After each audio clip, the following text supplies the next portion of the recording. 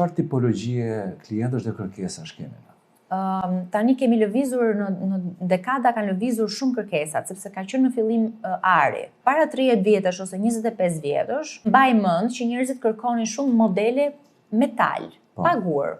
Nga që gurët ishin të panjohur dhe ato nuk e dinin çfarë po blinin. Kultura nuk ishte formuar. Dhe kush ka pasur bizhuteri të vjetra, qindra vjeçare, akoma sot e kësaj dite pyesin dhe vlerësojnë, madje kjo është një nga punët e mia shumë të bukura që kam gjatë ditës, që shoh bizhuteri gjyshesh. E dallon një bizhu të vjetër? Po e dalloj nga mënyra e teknika e punimit, e dalloj nëse është e imituar e vjetër, pra hyn tek profesioni im si appraiser ose si vlerësues, që unë jam trajnuar edhe për këtë gjë. Prerja e mëparshme e gurëve quhet rose cut ose me më pak prerje, me prerje pak të rrumbullakosura.